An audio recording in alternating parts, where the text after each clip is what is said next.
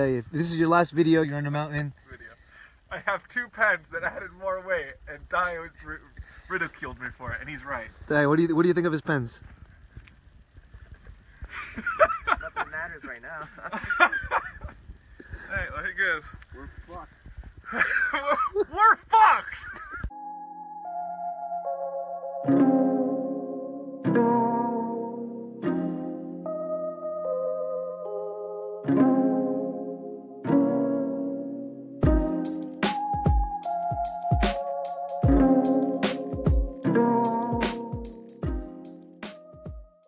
It's just trying to get back on track. I think obviously, I used to play a lot of sports, used to play a lot of soccer and stuff, and and run and all this other cool stuff. We used to hike, right? We did down the Presidential Traverse. We would backpack with like 60, 70 pounds on our back effortlessly. I can't do that now. Yeah, we almost died, man. Don't you want to get back to that? Well, I mean, I think it'd be remiss if we didn't briefly talk about it. I don't know. Are you comfortable sure. talking about it? I don't want to give you some We could talk flashbacks. about, Get your let's talk PTSD going. about the issues of it or whatever. I don't know. Get you a little triggered. I don't know. Is it okay? Can we talk about it? Or? Yeah, we could talk about it. Okay. Because I feel like there's like blood, sweat, nudity, coldness, all of the things you could think about was experienced. You mean out on the trail? Yeah. Out on the trail. Yeah, out on the mountain. Out on the mountain, man. Yeah.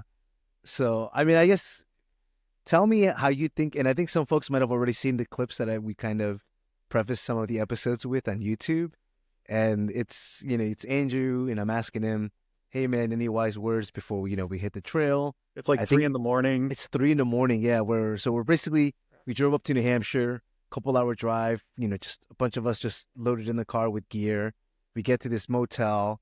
We're there just for a couple hours just to rest, eat, some R&R, and just prep our gear before we do the Presidential Traverse, which is located in New Hampshire. And it's, I think for those that don't know the region, I probably can safely say the most unpredictable weather you'll find in the Northeast. That definitely has ranges above the tree line.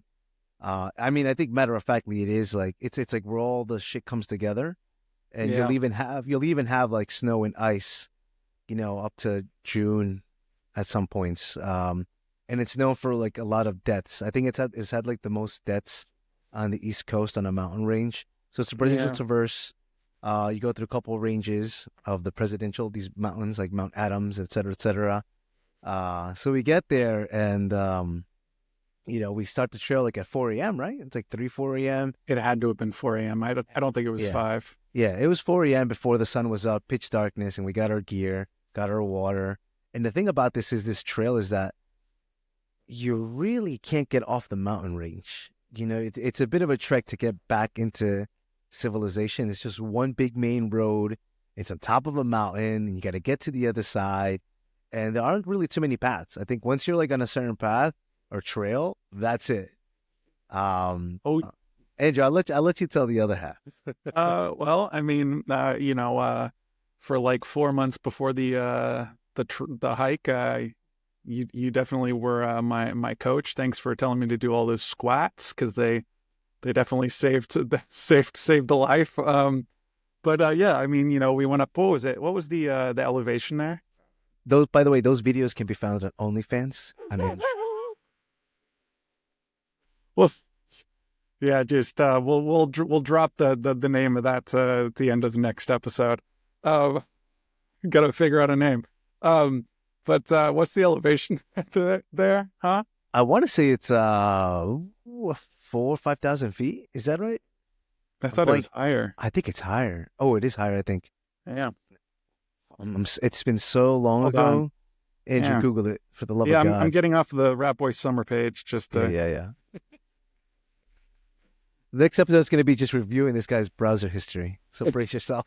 That's all right. Kamala, you were right. It's 6,000 feet. Okay. Because But, I remember I took a picture of the sign. I remember. Yeah. 6,000 feet. Yeah.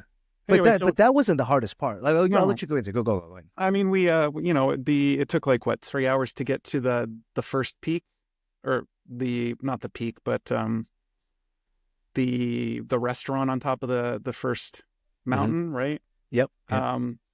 We got to take a breather then. It was really nice. Everything was going well. The wind was blowing. It felt like a spring winter day. And then, we decide, you and Di and myself, we decide that we're gonna, hey, look at that trail over there. Let's take this one around, and we can meet up with the rest of the crew in like another 2-ish hours or something, right?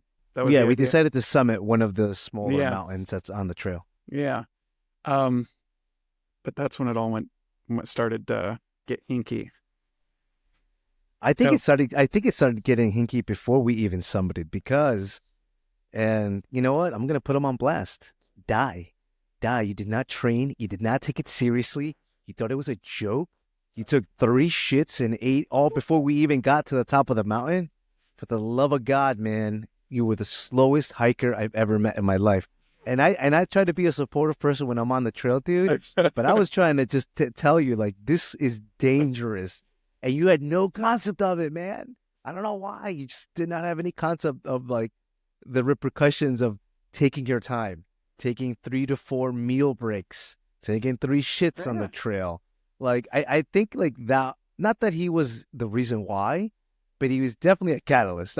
Yeah, dude, you don't take like a break on the middle of the trail. Like you can't do that. I don't know. But he was also, I don't know. I feel like he, felt like he was Superman in his own way, right? How old was he then? Like what? He's 25, dude. Yeah, it was 20. Oh wow, it was 25. Okay. Wow, should have known better. Never mind. And it's not his small steps. It's not his stature or small steps. That had nothing to do with it. He just didn't want to push himself. And I think before we go into this story, I think it's good to know some context that me and Andrew like to push ourselves. We don't have any trouble, hitting that threshold. And maybe that's our fault for expecting that other folks can do that, I think. But although not so much because we're on a trail and also on the deadliest mountain range in the East Coast. Yeah. What are you gonna do? Yeah, you're right. It did start to wear down, before that. But so we were heading for the other. We were going to take the smaller peak and then get back on the trail. And then what? It started to get like dewy and foggy. Yeah, that's when I was like, okay. I was like, fog. That's no big deal. And the dew on my glass is like, whatever. Maybe that's okay. But then I remember that we were, God, where were we? We were on these like really steep shelves, and like we were trying to climb because we had to like, I don't know, like crawl through it basically. And like every 50 yards we had to stop because we were because Di was like either taking his time or having trouble, right? Wasn't it? Yeah, we couldn't leave it behind. I mean, that was the cardinal rule. No matter how slow we were moving, you never leave anybody behind in your group. So we doubled. We slowed down our pace like at least by 2-3 times of what we should have been going, so that we didn't lose them. Yeah, and then I feel like just like a TNT blast, metaphorically speaking, kind of went off, like because you got a call, I think, and from the rest of the group who had taken sort of like the normal trail, and like all of a sudden you're like, what, like what are you doing? And like I'm like, oh my God, this is like, I feel like he's just about to like go Hulk or something. I was like, holy shit, we gotta, okay, what's up? And then you get off the phone, you're like, I'm gonna climb over this mountain right here. They're going. We gotta get them. Like, whoa. Wait a second. And I remember you said something like, well, I don't know, it was vague, but did you say right then that that Taylor like just left the rest of the crew on the other trail behind and floored it down the mountain because the storm was coming, or what? No. I mean, I think we got to take a deep dive into this because a lot has been said and there's a lot of unanswered questions. So that call that just barely came in with like 1 bar of left on my cell phone, just miraculously, was because we had split up into 2 groups, and it so happened that I can't say it was just the guys and the girls because we had this other guy, Brendan, who was with the ladies, but it was a majority of the ladies and the majority of the guys in two groups. The ladies were actually hiking at a really great pace. They were doing really great. They were on track as where they should have been. The problem was that we had Di, who I think didn't have a concept of pace and where we needed to be, especially if you're exposed above tree line. And, and then we did do the extra summit, which I could say looking back, that was definitely the worst part because then we had to double up with Di. And for some reason, I thought we could increase the tempo. And the reality is, with Di, there was it was just one pace. Was that maybe because you were thinking just about how I would pace myself to you? Exactly. Mm. I kind of thought that we could all pace each other and push each other. Maybe I was being a little optimistic and like I knew you, I knew the other folks. Like I'm like, we could do this. We're good. And I thought with two strong hikers, we could push him to do it because we weren't even going like at an aggressive pace. It was just gingerly walking. I was like, okay, if he ups this by a 25%, then we'll be okay. We'll be delayed, but we'll catch up. And the whole point was that we were supposed to meet at a certain point with the two groups and unite before it got really dark. Like this was throughout the whole day hiking, 8 hours or plus. And I think the issue was that it wouldn't have been bad that we were separate, except for the fact that it was clear that a storm was brewing, a literal storm. Clouds were coming in with high winds above tree line, fully exposed to the elements.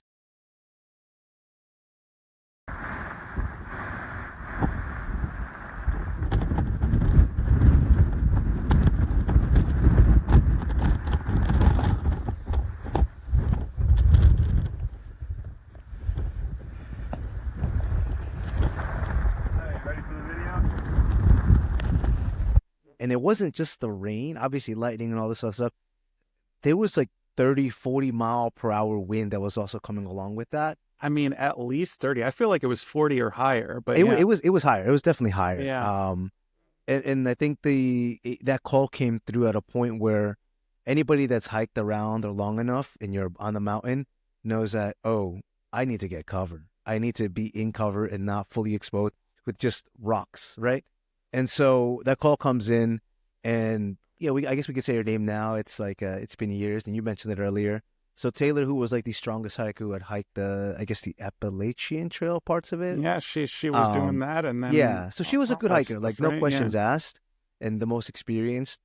But she had made the decision without really consulting with her group. As someone who's the most experienced, you want to have the support of your group when you're making these big decisions, and you want to also look out for them. If you're the most experienced person, you look out for people that are with you that don't have that experience, especially on the mountain trail, right? It's just like human nature, code of conduct. Yeah, the responsibilities. Yeah, absolutely. There's a sense of responsibility for your fellow person. And so that call basically was like, hey, no, Taylor's leaving. She's going to not wait for us.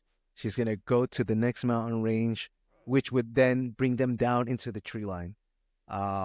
But she's double pacing it, double booking it, because really it's already like 6, 7 o'clock, and it's going to get pitch black, and the storm is literally picking up, the wind's picking up, and the scariest part was the visibility. This fog that just came over the whole mountaintop, where you really couldn't see more than like 5 feet in front of you, right? Honestly, like 5 feet in front of you, really couldn't see past that. So if we lost sight of each other more than 5 feet, we only could hear a little bit, but to a certain extent, because I was muffled by the high wind. So the ladies were basically, their mission was to try to catch up to Taylor. Hopefully they didn't get too separate, and try to scale the next mountain and down into the tree line for safety, versus wait for us and we scale down together. I don't know what exactly went down with the ladies, but Taylor made the decision to just double book it down the mountain on her own, and if whoever followed, each person for themselves, and that was that. And then we lost service, right? That's it. We lost service. Yeah.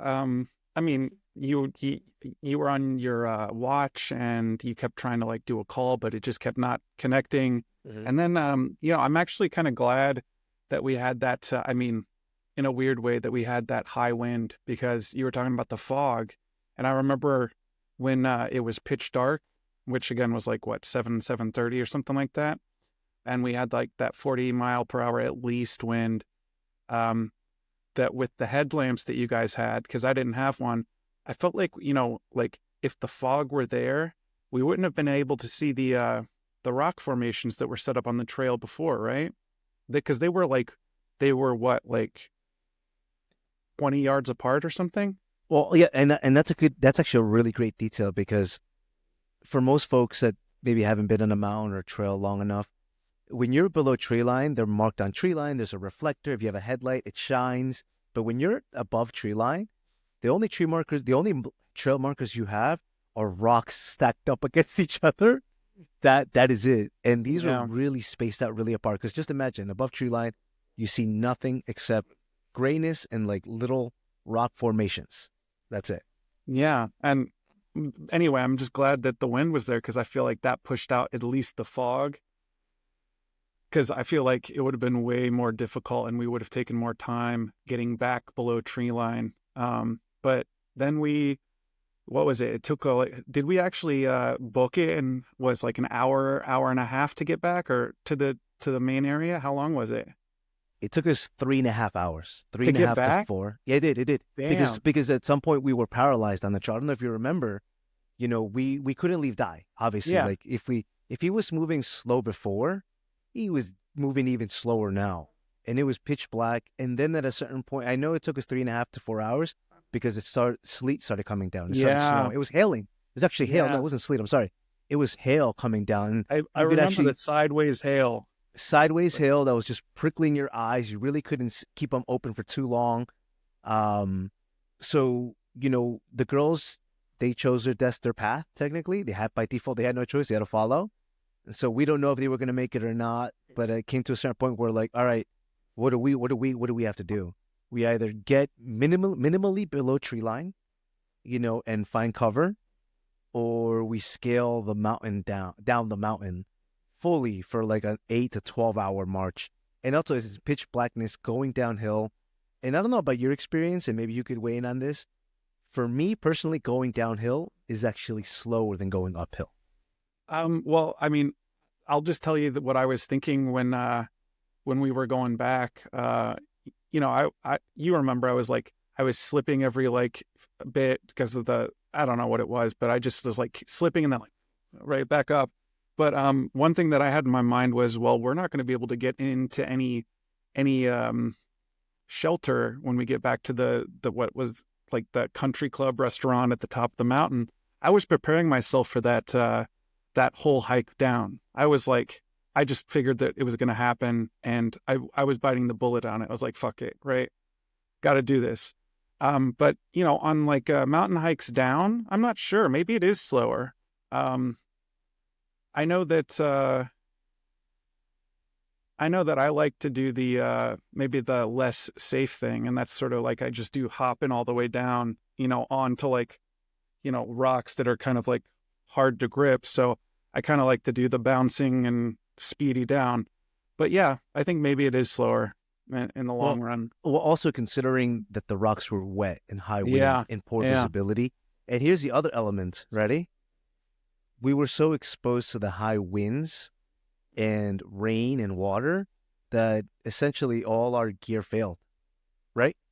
Yeah. Your raincoat wasn't working at some point. You were drenched, right? Mm-hmm. That was hypothermia. Yeah. We were beginning to. Yeah, I could feel it in my fingers. Like I remember my hands with the gloves. I had the liners too. Mm-hmm. Like that numb feeling, and I was like, "Oh my god, this is like, I'm gonna do that thing." And no, anyway, at some point the temperature had dropped drastically, and it felt like, I want to say 20 to 10 degrees. It's like in like roughly 20 degrees with being cold and the wind blowing at 50, 60. And at some point, I'm pretty sure the wind like peaked at like high 50s at some point. Yeah, because absolutely. I remember walking, literally just like leaning forward. Like I was like at greater than a 90 degree, literally. No, that was totally. And at one point I was on all fours, just kind of like walking like the trail.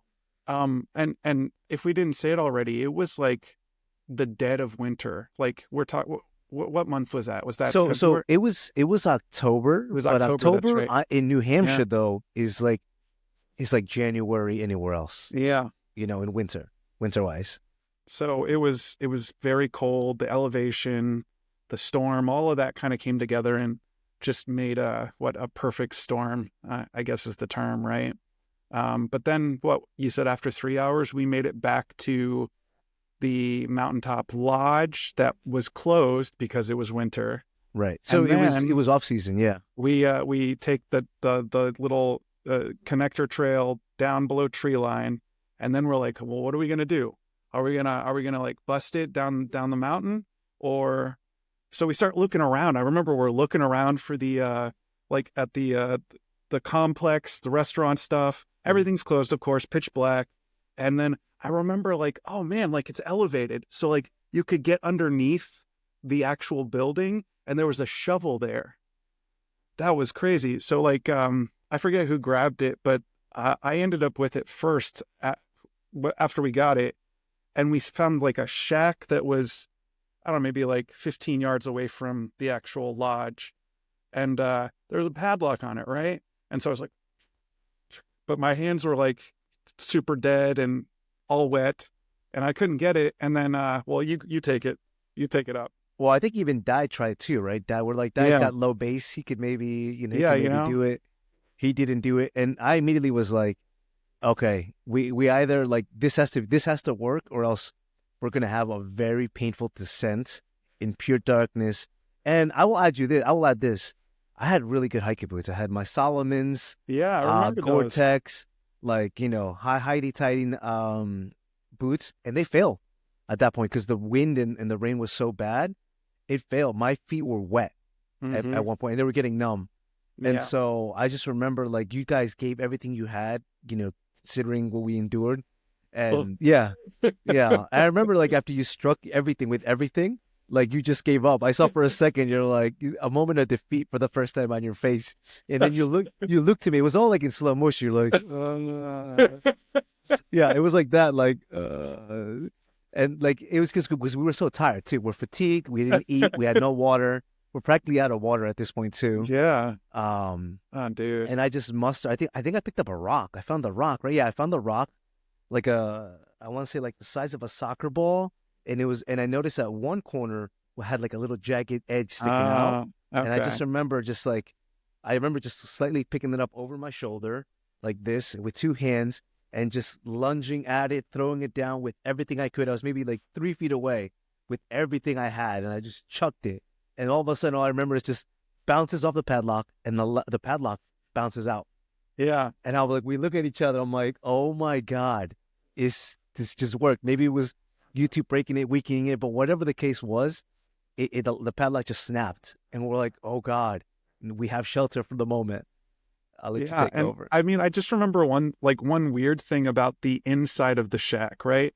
Like there were all those bales of hay, right? Like, so like, it's almost like someone like left those in there just in case someone was able to break into the shack. I don't know. And like the bags of like, what was it? Salt or something? I don't know. It was insulation. It was like wood chips. It was wood yeah, chips. It was all that's wood right. chips. It was like it was surprisingly and the way it was set up was they Yeah. were all along the wall. So it was, I think, purposely set up for like as a know, fail safe if you could break in. But I Yeah, just yeah. remember I dropped trowel like immediately as soon as we got a blanket out, and I was like, I got to do this, getting all this cold stuff off. In a Greek fashion, this guy started just taking his clothes, which actually was smart, which is what you're supposed to do.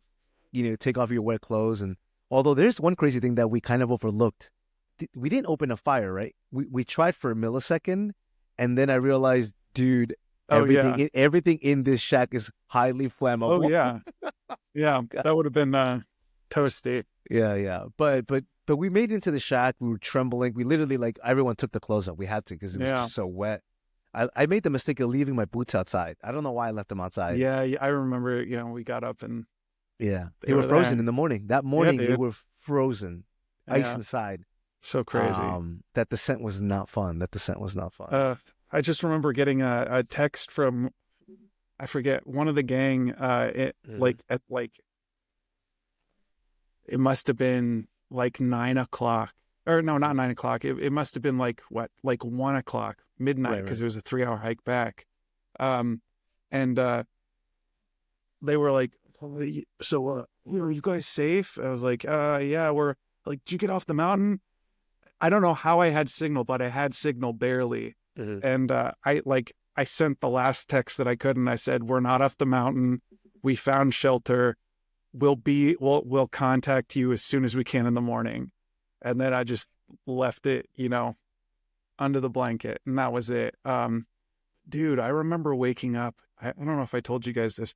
I remember waking up after, the sleep or whatever, and I looked at my phone, and it said seven. It was like 6 a.m.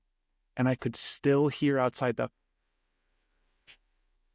storm. The wind was still going like loudly. So I was like, oh man, like 12 That hours later.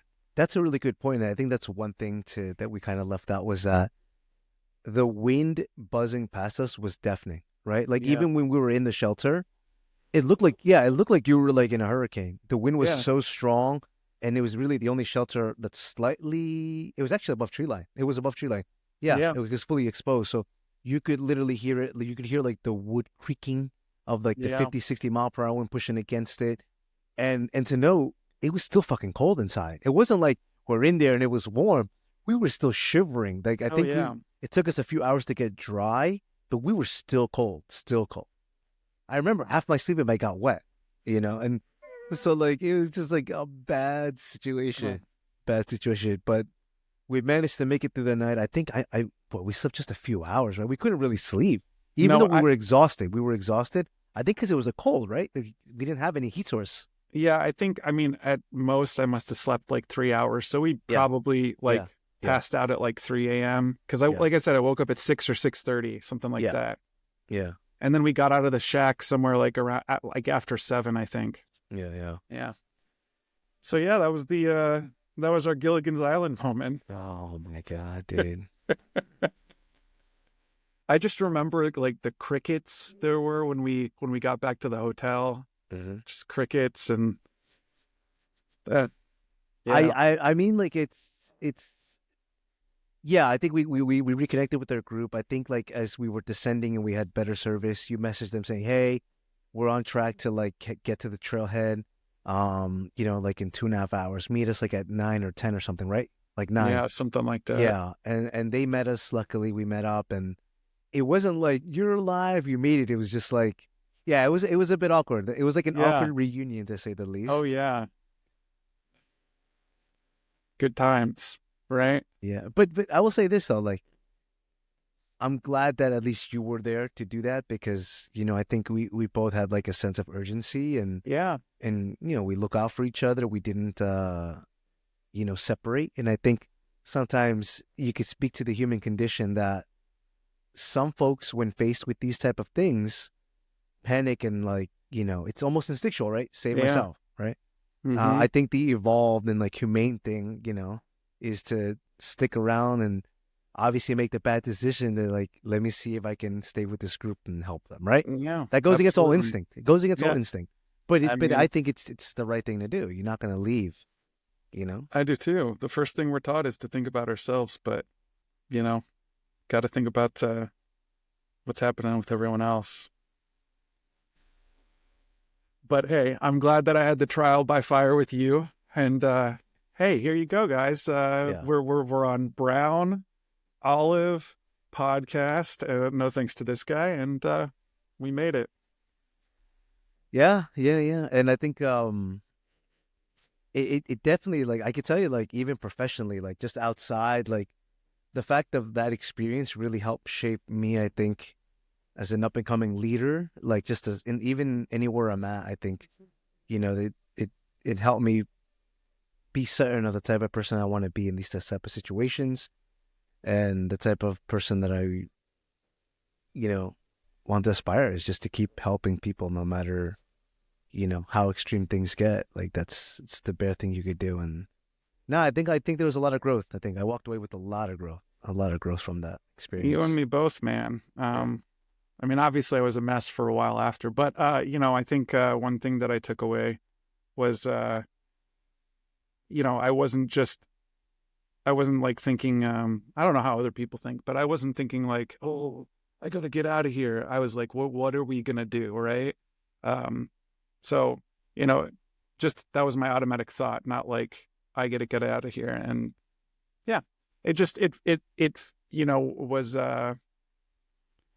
it like confirmed a sense of, okay, well, I can do some good and I do genuinely care about these other people. So, But to also note too, I think if it was just me and you, we probably would have made it back down the mountain.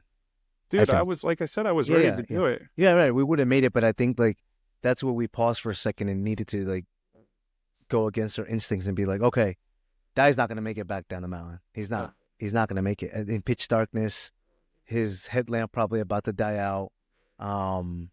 Had carrying all, mind you, also we had like, I think at bare minimum we had like 50 to 65 pounds on our back of gear. Yeah, At least I'm sure that some was the people might have had minimum. more, Yeah. but you know, yeah, and also just being exhausted, it was just a recipe for disaster. Of like, you're going down with an extra 60 pounds. You just miss one step, you're done. You're getting helicoptered out there. Yeah, Yeah. man. Evac. But I think like I think we made the right decision in that sense clearly, and like let's we both can do it, but not the whole group. So let's just stop and stick it out, and we got to ride this out. So I just liked how you told me like a few years ago. Yeah, I tell everyone about Andrew and me going on top of the mountain and everything else that all our antics and adventures. So good times. yeah. Wouldn't have had it So any other way. I will say this, that it's not obviously easy to say, but like good gear isn't enough, nor is it good training when you're doing these kinds of big things. You need good group dynamics. That's another thing to consider that most Yeah. folks don't consider. Because listen, you may be the fittest hiker, you may have the best gear, the best experience, but if you want to do things right, you want to also take into account the group dynamic of. And for all you viewers out there, just so that we can maybe get some funding, Coursera is a great place to learn these techniques that Felix just brought up. Free if you want. You can pay the subscription. You get certificates, but really free. We're not formally sponsored by Coursera, but we would welcome that. Or just go to your local like REI outdoor store, whatever you have. Just get out there, learn. I wish I could get out there. I want to get back out again. That's the one thing I miss so much, though. I will say, like, we're being in the outdoors. I think that's. I mean, tell me about it. It's kind of it's difficult in the Midwest. The closest I came to like getting something like, I don't know, even kind of like a strenuous hike. It wasn't a strenuous hike. Was going down near Louisville. Right. I forget the trail or whatever. Yeah. And it was sort of like this big stone drop off into like overlooking a river. But there's not you have to drive more than a few hours to get somewhere that's gonna make you feel the ache later. So yeah. I do want to do it though. You're not that Dude, far from I think Kentucky, about though, that. right? I think about this journey all the time. I think about, when am I going to get 6,000 feet up in the air again? I think it's just, there are some people, like there are some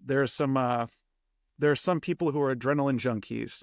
And I don't know if I would say that you or I are actually adrenaline junkies, but there are some people who are just like born adrenaline junkies, and that's just how they operate. They need to get that fix, right?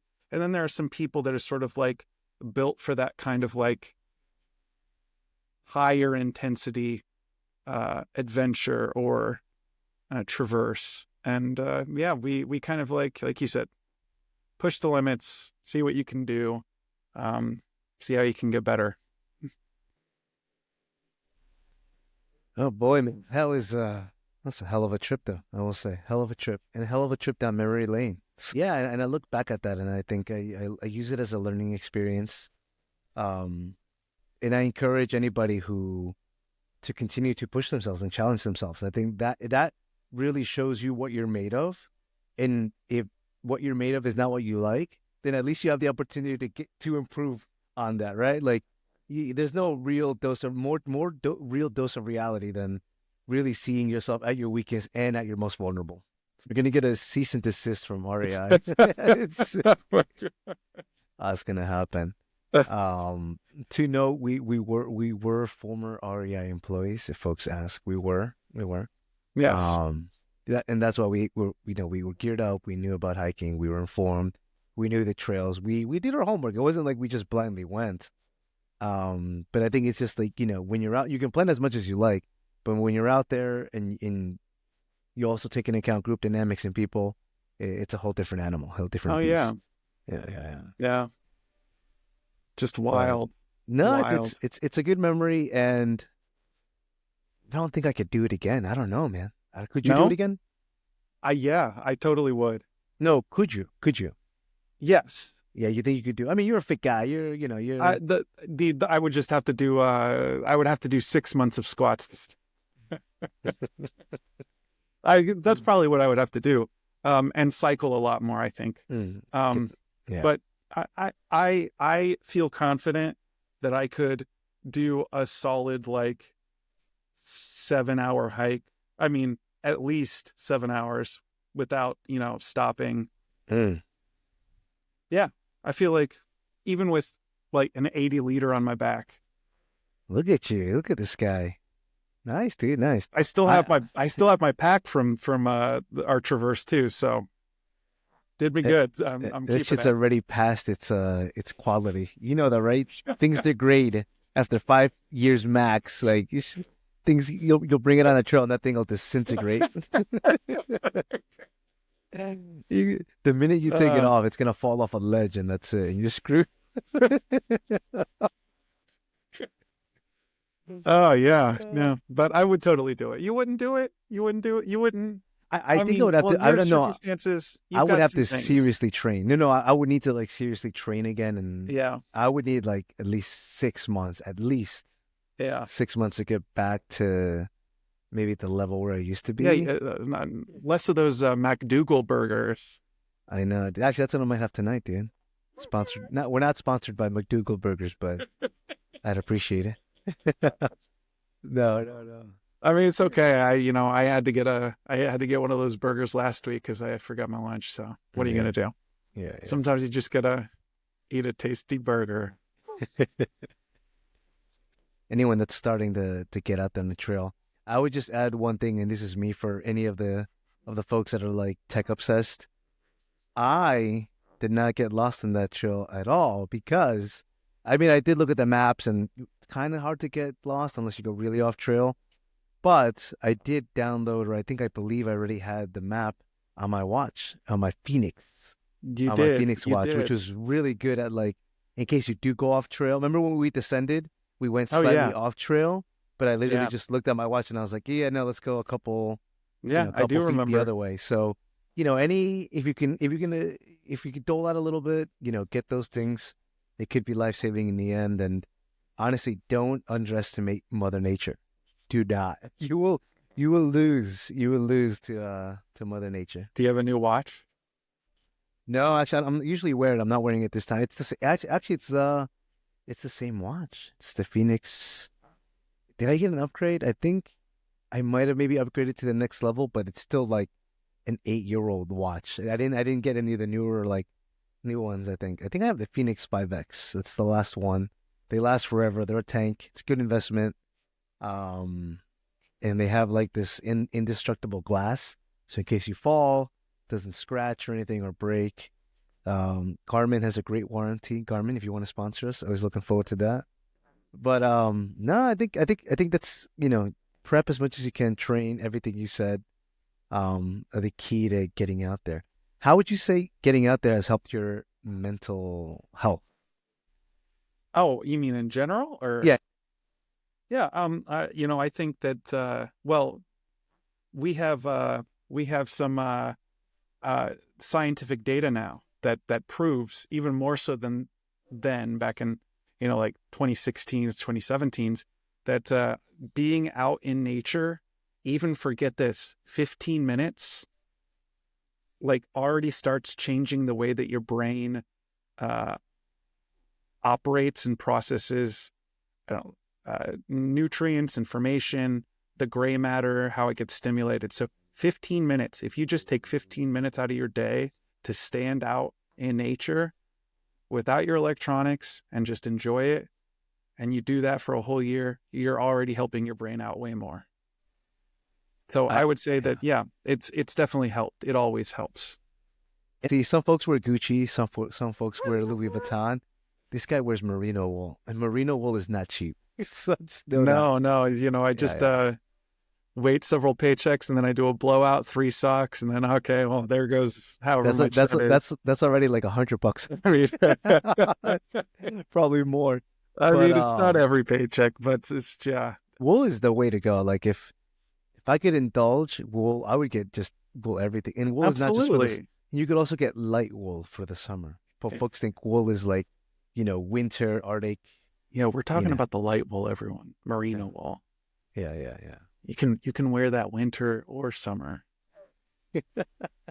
Andrew, I'll turn it to you, man. I know you wanted to also bring up some points or prompts. I think. So, you know, just very briefly, 2 former classmates. Their sophomore feature film, partners Adam Cobb and Nicole Regal, graduates of the 2009 Wright State University Motion Picture Program. They have been making the indie circuit rounds, Sundance, all that stuff. So their sophomore film called Dandelion came out. I did my due diligence and went to make sure they got $2 out of that $10.50 ticket. So we might, I'm going to reach out to Nicole and Adam and see if one or both of them can take 5 minutes and do a little interview with us. And hopefully that'll work out. I'm sure they'd love to, talk more about cinema and, just share their baby. Yeah. Nice. I love the fact that giving a shout out to up and coming filmmakers, especially, you having them. I know. Are you all like from the same alma mater or no? Same? Now we are. I mean, because I graduated. I just wanted to double check. So that's cool. Okay, yeah. So you guys are literally from the same school. Yeah. The Oscar-winning Wright State University program multiple times. Surprised you're not wearing the shirt. You should have the shirt. The shirt. There are other reasons I don't rep that school. So whatever. Clearly, won't be getting any sponsorships from Wright State. Yes. I've been wanting to get back into reviewing. I used to do my own, personal, private, independent reviews of movies, and just want to get back into it. Maybe there will be something for an episode or two later for that. There's no maybe. We'll do it, and we'll post it, and we'll post it on the website under our film reviews. Yeah, you got to give him a deadline, or this guy will never get it done. You gotta put press his hand to the fire a little bit. Yeah, I'll be like, I'll get it next time. When's next time? Next time. Thing's already on criteria. It's already on criteria when it's done, and there's already essays on it, and he just Stop it. Yeah. You gotta put a little fire under Andrew to get him get his creative juices going. He likes the pressure. Anything else, Andrew, before we wind it down? And I'll do a shout out. So Ben Affleck, we know you're there. We know that you're hurting. It's okay. We're worried about you. Have a little more to eat. Direct another movie. Kiss Matt Damon on the mouth. It's fine. Thank you for watching Brown Olive Rooftop Conversations. This is your host, Felix, with Andrew. We appreciate your support, and follow us on YouTube, Instagram, and stay tuned for the next episode. Thank you.